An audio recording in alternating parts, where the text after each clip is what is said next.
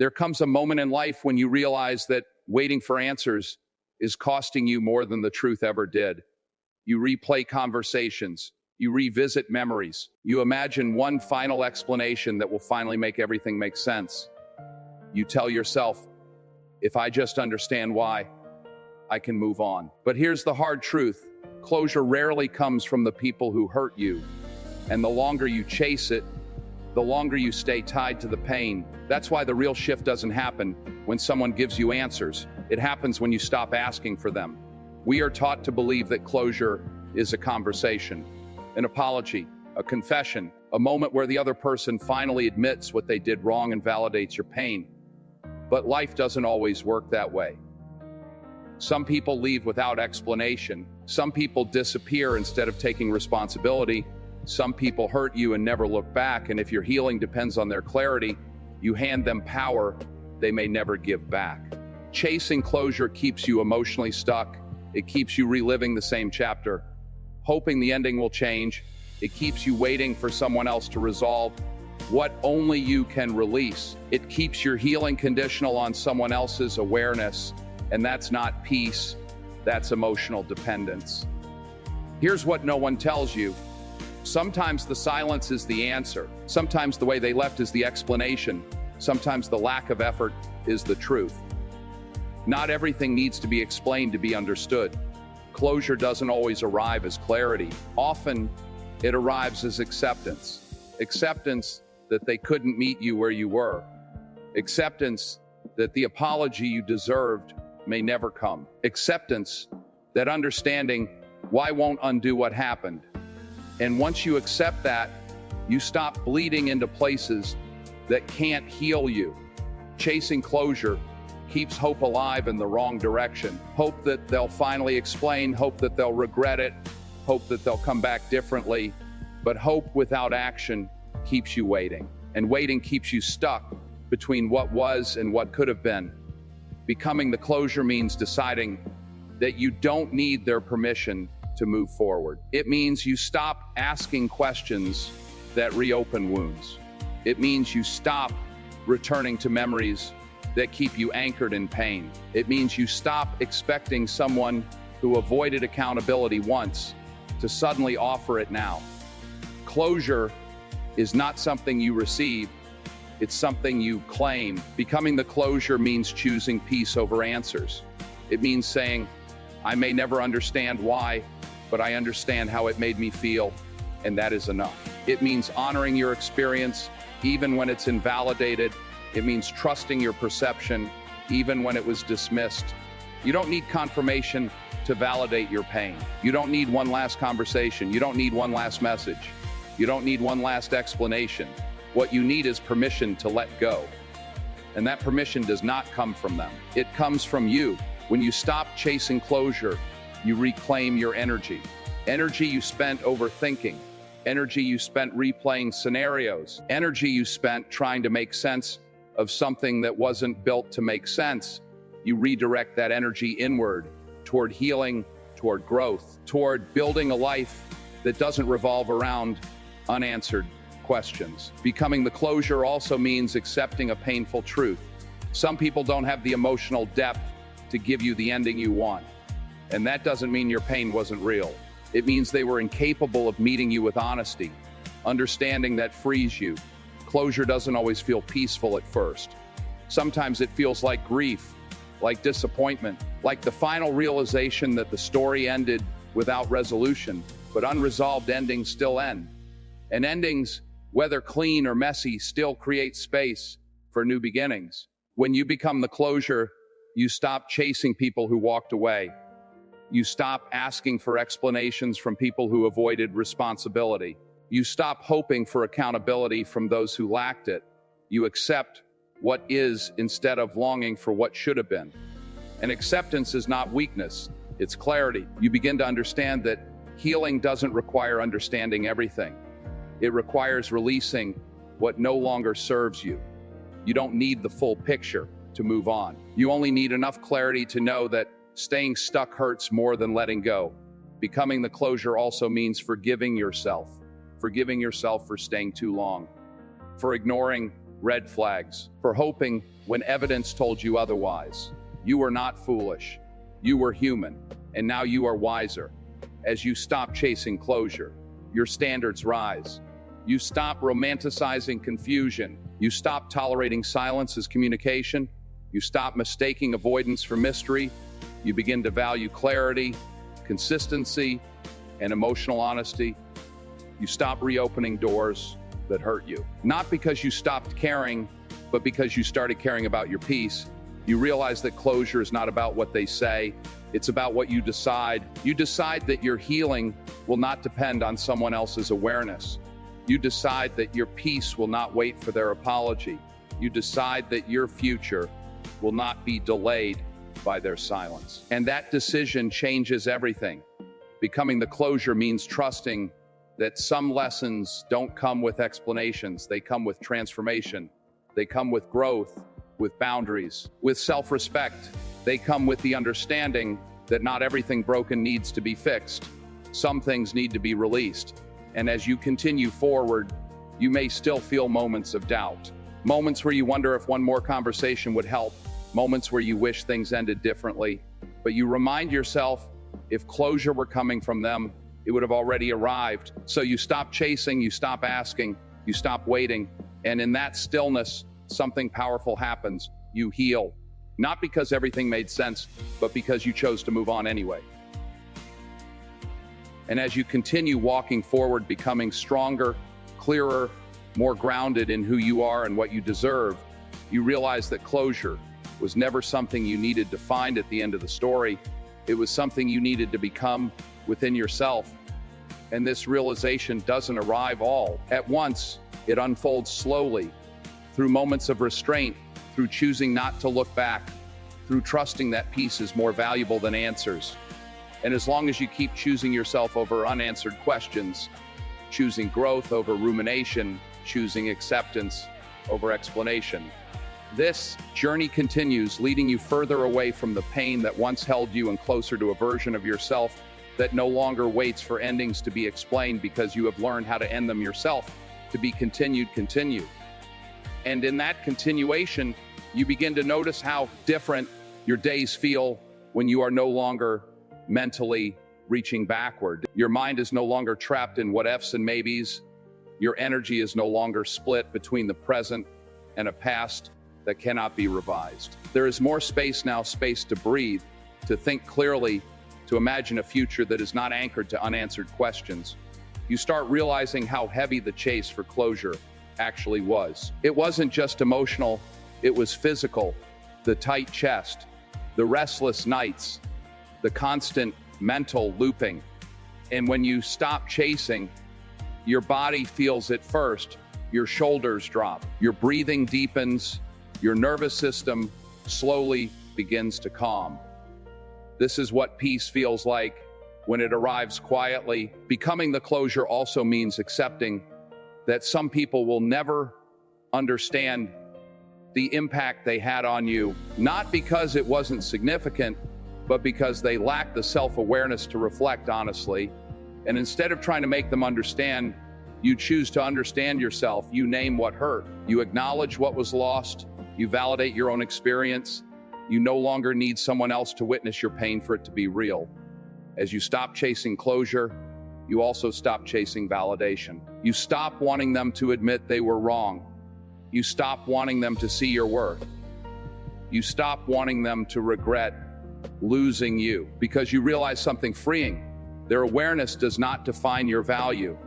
You begin to redefine what moving on actually means. It doesn't mean pretending it didn't matter. It doesn't mean rushing into something new to fill the space. It doesn't mean forcing positivity. Moving on means allowing the story to end without rewriting it. It means letting grief exist without feeding it. It means honoring what was without living inside it. You also learn that closure does not mean forgiveness in the way people often expect. Forgiveness is not excusing behavior. It's not reconciling. It's not reopening communication.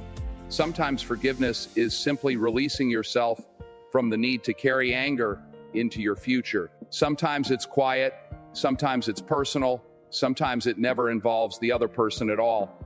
Becoming the closure means choosing boundaries over explanations. You stop feeling the need to justify why you walked away. You stop defending your decision to protect your peace. You stop arguing with people who benefit from misunderstanding you. You let your absence be the explanation. At first, this can feel uncomfortable because for so long, you were conditioned to explain yourself, to make things easier for others, to soften your truth so it would be accepted. But clarity does not require permission, and boundaries do not require agreement. You may also notice that as you stop chasing closure, some people try to pull you back into old conversations. They ask questions, they test boundaries, they reopen topics you've already closed. And this is where your growth is tested. Do you re-enter the cycle, or do you remain grounded in what you've already decided? Becoming the closure means choosing not to re-engage in dynamics that no longer serve you. There is strength in not responding, strength in not explaining, strength in not reopening wounds that you've already worked to heal. Silence in this context is not avoidance, it's self-respect. As you continue to embody this, you become more present. You show up more fully in your life, in your relationships, in your goals. You stop carrying the emotional weight of unfinished conversations into spaces that deserve your full attention. And people notice not because you announce it, but because your energy changes. You no longer feel rushed to resolve everything. You understand that some answers come with time and some never come at all, and both outcomes can be survived. Becoming the closure also reshapes how you approach future relationships. You communicate earlier, you notice red flags faster, you don't invest deeply where clarity is absent. You no longer build connections on potential alone. You value transparency, consistency, emotional accountability. You understand now that love without clarity creates anxiety, and peace should never require you to chase understanding. There will still be moments when memory pulls you backward, a song, a place, a familiar phrase, and when that happens, you don't fight it, you acknowledge it. You let the feeling pass without attaching meaning to it. You remind yourself this is a memory, not a direction. You are no longer waiting for someone else to close the door. You closed it yourself, gently, deliberately, without needing applause, and in doing so, you didn't lose something, you gained something: agency, clarity, emotional freedom. You learned that closure is not about endings being neat. It's about choosing not to live in the mess. As this understanding deepens, you realize that becoming the closure is not a one-time decision. It's a practice of choosing presence over rumination, a practice of choosing self-trust over external validation, a practice of choosing peace over unfinished conversations. And some days, it's easier than others. But each time you choose it, you strengthen that muscle. You begin to see that the need for closure was never about answers. It was about safety. And now, you are learning how to create that safety within yourself. And as long as you continue choosing that inner stability, this journey keeps unfolding, not perfectly, not without moments of doubt, but with intention, with clarity, with the quiet confidence that you do not need someone else to complete a chapter they already walked away from. You are capable of closing it yourself. And as you keep moving forward, step by step, moment by moment, honoring your boundaries, trusting your instincts, releasing the need to be understood by those who could not meet you with honesty. This story continues, leading you further away from the need for explanations and closer to a version of yourself who no longer waits for closure because you have become it.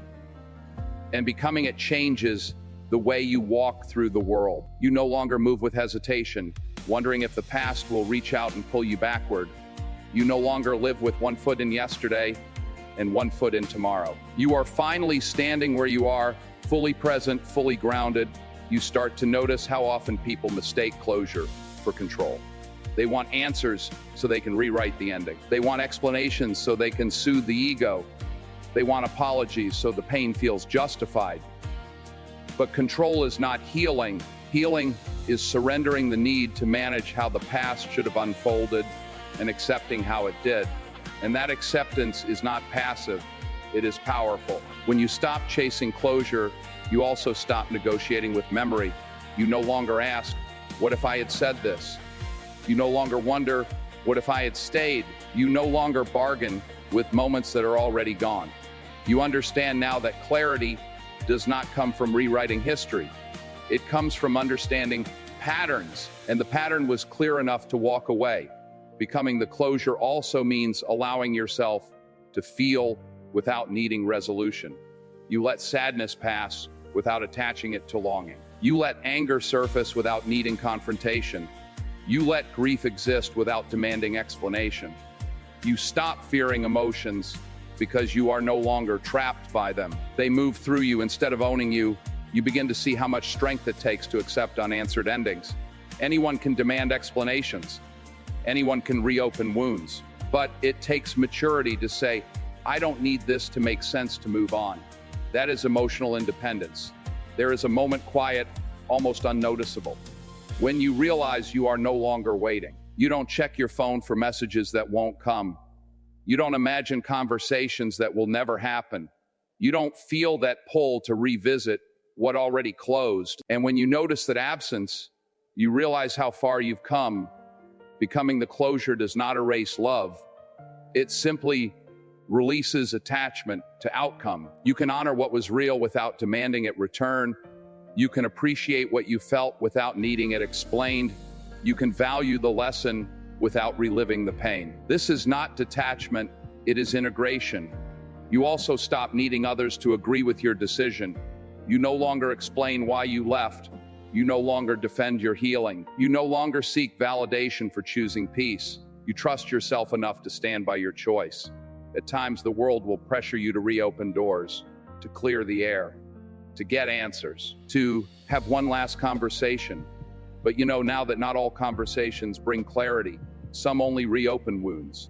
And you are allowed to protect yourself from that. As you embody this mindset, you become someone who finishes chapters cleanly, not because they were simple, but because you chose not to live inside unfinished endings. You don't drag pain into new beginnings. You don't punish the present for the past. You don't let old confusion distort new connections. You arrive lighter. Becoming the closure also means recognizing that you were never wrong for wanting answers. You were human. You wanted understanding because you cared. You wanted meaning because the connection mattered. But now you understand that caring does not require clinging, and meaning does not require explanation. You begin to trust that some experiences were meant to teach, not to stay. That some people were meant to reveal, not remain. And that understanding gives you peace. You stop romanticizing unfinished stories. You stop assigning destiny to confusion. You stop calling lack of communication complex. You call things what they are, and that honesty is healing. There is freedom in realizing that closure is not something you wait for. It is something you decide. Decide to stop revisiting. Decide to stop hoping for different endings. Decide to stop giving energy to what has already shown you its limits. And this decision doesn't harden you. It softens you in the right places.